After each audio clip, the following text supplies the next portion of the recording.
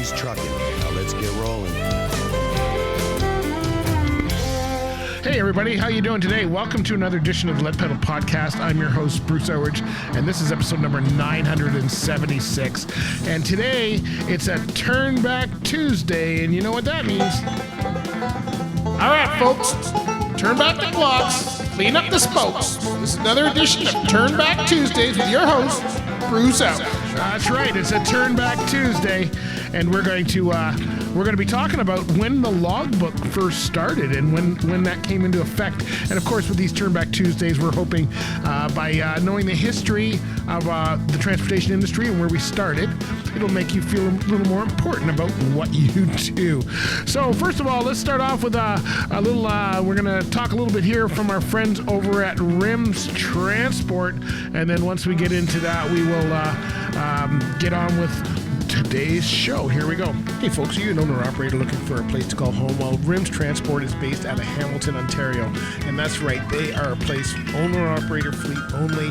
They run flatbed out of Hamilton, and they don't run much more than 500 to 700 mile radius. So if you're looking for a place that you can get back home on a regular basis, you can get good miles, they have a great culture for owner-operators, and they want you to succeed, then Rims Transport is the place to do that. Where can you learn more? Go to rimstransport.com. Make sure you tell them that the Lead Pedal Podcast sent you, and we want you to be successful. We know them personally over there, and we know they're going to take good care of you. You got open board, you've got tandem US, you got multi-axle US, you got city, you got all kinds of positions available there, all owner-operator fleet. So if you want to be successful for 2023 and beyond, then get on with Rims Transport and tell them we sent you. All right, everybody, talk to you later. Go to rimstransport.com.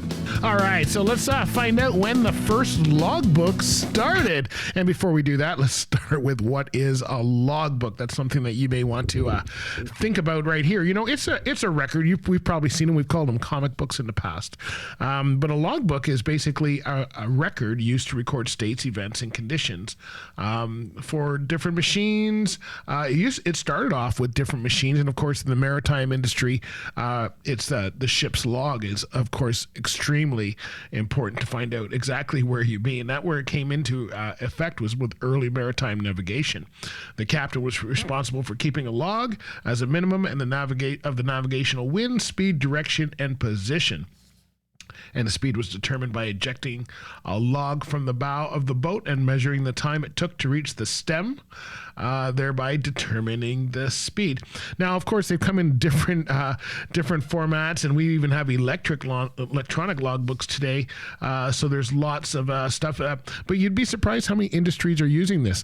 A lot of factories use logbooks to determine production things. It's used, of course, by the maritime industry to record ship movement, and it's also recorded in flights. So flight, rail, anything that's transportation based is using a logbook of some kind. And of course, we know the hours of service are a part of that as well. So very informational thing here. And while we get into before we get into when they started in the U.S. and for trucking specifically, let's hear from our friends over at RS 2000 Tax Services, shall we? Hey folks, in today's economy, it's what you keep in your pocket that's important, and that means your taxes as well. And you know what? I want to tell you about RS 2000 Tax Services. They specialize in the trucking industry. That's right, whether you're an owner-operator, a carrier, a truck driver, it doesn't matter. They can help you because they understand the importance of you being on the road and the kind of things that you're going to come up against, and so they can help you. And I got to tell you, they are extremely proud of the service they provide because they provide it to most of Ontario. They're available 7 days a week, 12 months of the year. That's right. The people that are going to be dealing with you are going to be at your home, at your business, wherever you need them to come to, because they understand that you're traveling. You don't have time to go and drive somewhere else on a weekend. You've only got a certain amount of time to be with your family. So they come to you. You can ask them questions anytime at 1-800-304-3986. And they operate Monday to Friday, 8:30 a.m. to 5 p.m. Although their consultants and accountants that deal with you work with your schedule, so you will be available there. If you want to give them a call, again, tell them that the Lead Pedal Podcast sent you at 1-800-304-3986, or you can visit their website at rs2000tax.com. They're in Komoka, Ontario, but they don't want you to go there. That's why they come to you. Who could find Komoka? Anyway, we've been dealing with them for a while. They've been in business since 1994, and I can tell you, we've had them here on the podcast many times talking about their services, so you can go and listen to any of those episodes if you want to hear what they have to say. But they have been around for a long time. They specialize in trucking. They're better off. They specialize.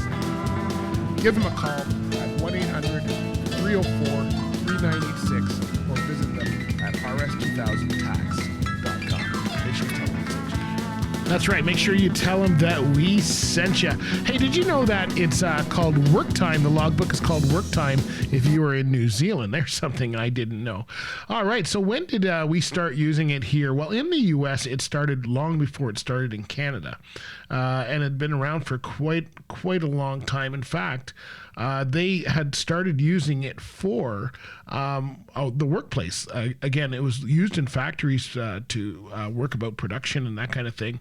And so when it first came in, they, things were set at like 8 hours a day, and they said, well, that's not enough time for anybody to get there. And it was something they had to really change.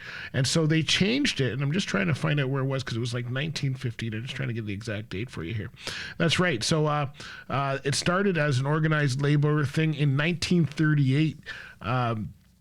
The ICC Interstate Commerce Commission enforced the first hours of service, and drivers were limited to 12 hours of work within a 15-hour period. So now today we are at 14 hours. So we're getting a little further down the pike. There is what we're doing. Let's see. So then they went to 15 hours on duty and 12 hours to be used for meals and rest breaks.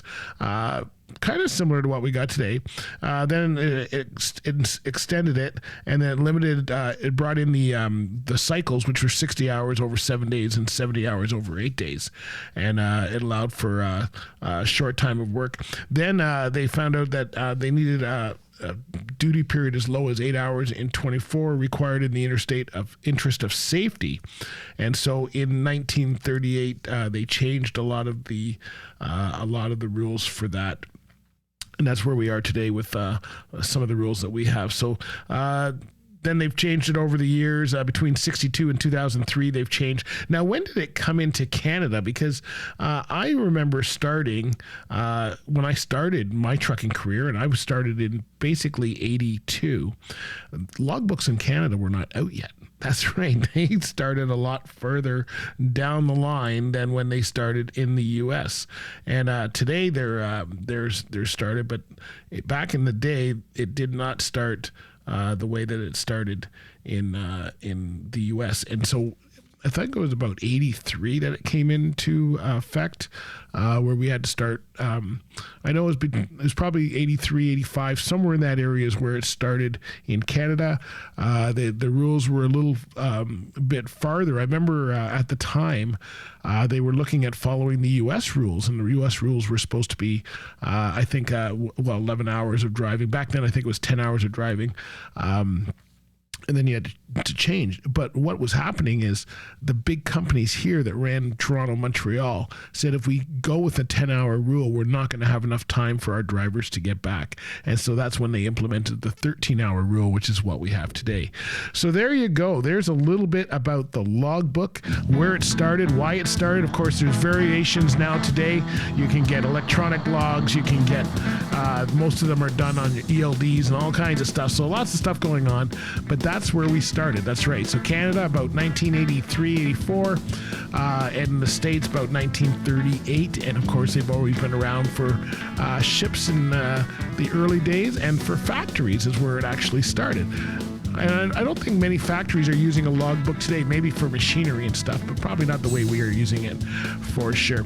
Hey, let me just tell you about CAT Transport. They're one of our sponsors for today's show, and I got to tell you, they got a ton of benefits for drivers. They've got some great lanes, Toronto to Laredo. They've got some Canada-only work, and they've got a lot of benefits like pet policies, team drivers, right to refute, a whole bunch of policies to make you comfortable and safe on the road. They're a leader in some of the different fuel types to help clean up our environment. And they're based out of Quebec, but you don't have to live there. They have terminals throughout North America. So the best way to find out about them is to go to cat.ca or catcareers.com and check them out. You'll see them at job fairs all the time. If you're at Expo Cam coming up, you will see them there for sure as well. All right, my friends, thanks very much for listening. Hey, make sure you join us. We're on. You can find us on social. We're on Instagram, Facebook, and Twitter. You can find us on. Find me on LinkedIn. You can find us on TikTok, and you can also find us through our app, Lead Pedal Media. So stay on that. We got lots of changes coming up. We know you want to be a part of it. All right, my friends, have a good one. Talk to you later. This has been another episode of the Lead Pedal Podcast. For more information or to subscribe to the podcast, visit theleadpedalpodcast.com and be sure to follow the podcast on Facebook and Twitter.